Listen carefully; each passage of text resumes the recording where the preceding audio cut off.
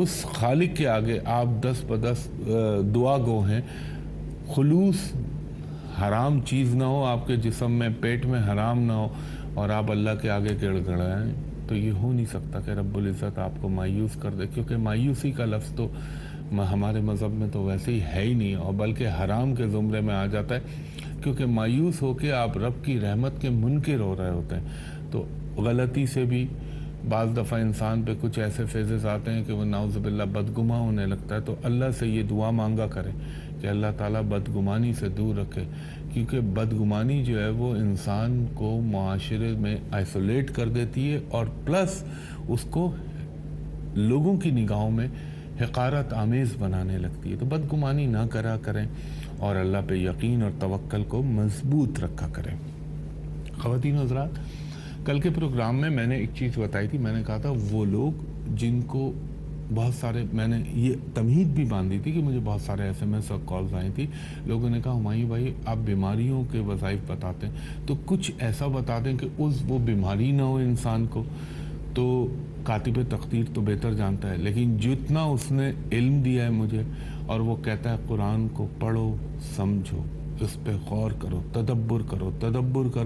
تدبر کرنے والے کے لیے، اس پہ غور کرنے والے کے لیے اللہ تعالیٰ پھر اس کے اسرار و رموز جو ہے ان لوگوں کے اذہان پر منکشف کرنے لگتا ہے، اور ان کے اوپر وہ ظاہر کرنے لگتا ہے کہ یہ چیز سے یہ چیز ہونی چاہیے. اور رب العزت کہتا ہے کہ جب تک میں اس بیماری کا علاج اس سے 1000 دن پہلے نہ اتار دوں، تب تک وہ بیماری کو دنیا میں نہیں اتارتا. پہلے وہ شفا اتارتا ہے، دوائی اتارتا ہے، اس کے بعد بیماری اتارتا ہے. لیکن انسان کا کام ہے وَإِنَّ لَيْسَ لِلْإِنسَانَ إِلَّا مَا سَعَى. انسان جتنی کوشش کرتا ہے اللہ اس کو اتنا ہی دیتا ہے.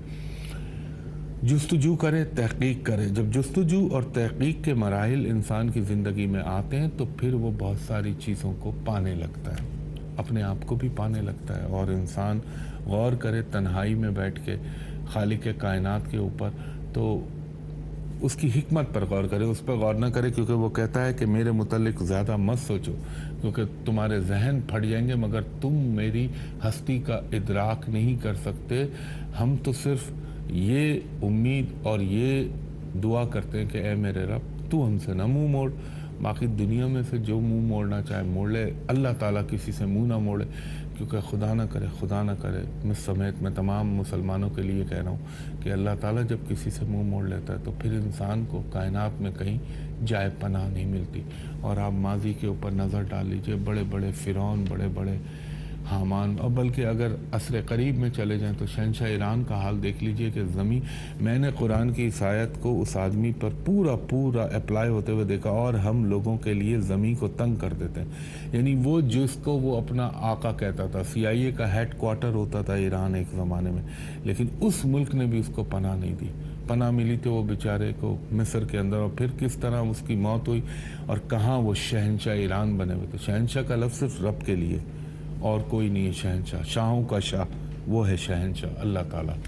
تو یہ باتیں میں اس لیے کرتا ہوں کہ تاکہ لوگوں کو ایک نالج بھی ملے اور ان کو تھوڑی سی آگاہی ہو. کل میں نے کہا تھا کہ خدا نہ خواستہ اگر آپ کینسر جیسے موذی مرض سے بچنا چاہتے ہیں تو آپ روزانہ پانی پر یہ پڑھ کر پھونک لیں، اول و آخر درود ابراہیمی 3 یا 5 مرتبہ، درمیان میں 101 مرتبہ.